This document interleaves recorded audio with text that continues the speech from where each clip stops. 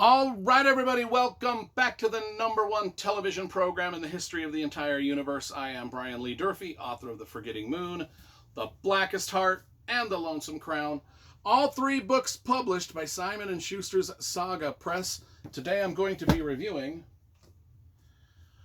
Trunk Music by Michael Connelly. This is book number 5 in the Harry Bosch mystery series set in Los Angeles. Detective Harry Bosch, Hieronymus Bosch. I think there's probably maybe 20 or 25 books in the series up to this point. This one came out in 1997, so a while back.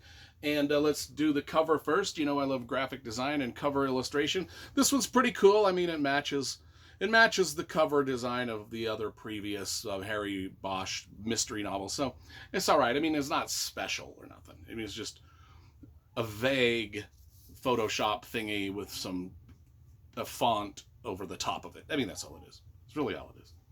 But it gets the job done. And it's eye-catching, sort of. Anyway, it's not my favorite Bosch cover, I'll be honest. There's better ones. But it's not my least favorite either.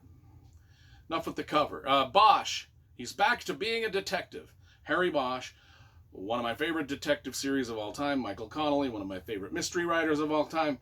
And Harry Bosch, here we go. The great storytelling abilities of Michael Connelly, the great prose, the great dialogue. All of that is here in spades. This book felt a little less interesting to me from the previous 4 because, and I've got all of them here. I've been reading, and these are all rereads for me. Every one of these, we're going to read all of the Michael Connelly books. We've got them all right there. We're rereading the entire Harry Bosch saga and leaving a review on the channel. And I have absolutely adored the first 4 books, and I did not remember a whole lot about this one going into it, even though I read it back in 97, that's like 25 some odd years ago I read this. As I was rereading this, I found myself less interested in this storyline as opposed to the first 4 books, particularly because this was just sort of a straightforward murder mystery that Harry had to solve that didn't really involve a lot of things from his personal life. It did involve kind of an ex-girlfriend from his personal life, but the stakes didn't seem quite as high, or the emotional impact, or the revelations that were brought forth didn't seem as big of a deal as the other 4 books previous to this. This just seemed like a straight murder mystery that the cop had to solve that he wasn't really emotionally involved in much. So that kind of brought the tension down a little bit for me. That being said, I already told you this writer is dope.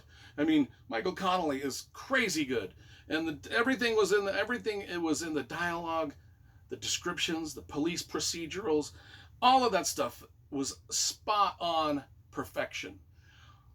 What happens? He's a detective. However, in the first 4 books, he's a mouthy detective. He kind of mouths off. He kind of says his mind. He runs his mouth that gets him in trouble. He was kind of put on like a sort of an administrative leave by the department. Well, and he's just been itching to be back into the detective. He finally gets to be back into the detective part of the law enforcement, and the first case he has is this case where there's a body found in the trunk of a car in a wooded area up above the Hollywood Bowl. I've been to that area. I can see why that's where you'd want to dump a body. There's a lot of wooded little areas, and between the houses and shit. And anyway, one of the reasons I love reading these Michael Connelly books is because Los Angeles itself is a character in the novel. And I love when he just describes the different parts of LA and the surrounding area in the books. I just really feel like it is an integral part of these. The city is the heartbeat of these books. Well, Harry Bosch is just the heart of these books. I'll edit that corny bullshit out. Anyway, Harry Bosch meets these 2 new partners he's got. There's a team of 3 detectives on this murder, and we get to kind of see those guys through the eyes of Harry Bosch. And then we also get to meet the Chastain, who is the internal affairs person, who I believe kind of is a recurring character. I believe. I could be wrong on that. But anyway, it just seemed familiar to me. So anyway, the dude that's dead in the trunk of this car, they call it trunk music. Now, trunk music is mob speak for that's a dead guy. Like when the mob is like, "Hey, whatever happened to Frankie Snake Fingers?" And then they're like, "Oh, Frankie Snake Fingers, that guy, he's trunk music." That means someone took care of him. Someone killed him. He's dead. He's in the trunk. He's trunk music. So that's the slang, and that's what happens. A guy they find in the trunk, Tony Alucio, is a trunk music. It looks like, I mean, could this be a mob hit?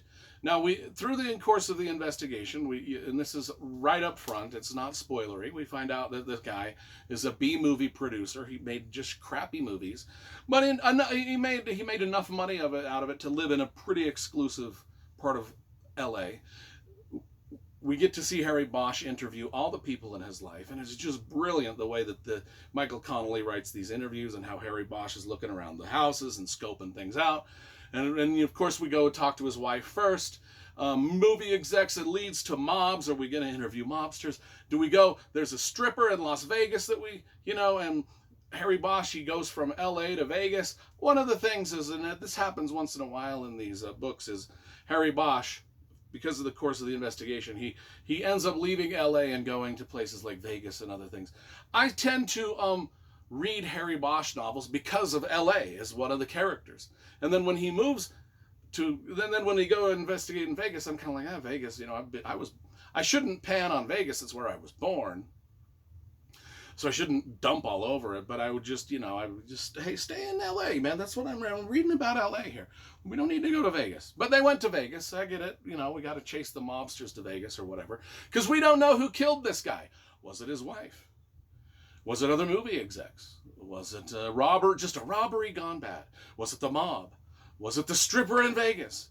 Who knows? That's the whole mystery behind this one. And it's done well. I did not think that the personal stakes in this book were as high for our main character as they were in the first 4 books. Because the first 4 books were 10s out of 10s for me. This one I am going to give a solid 8 out of 10. Still a dynamite book and a great entry into the Harry Bosch universe. And we will get now to book number 6 soon.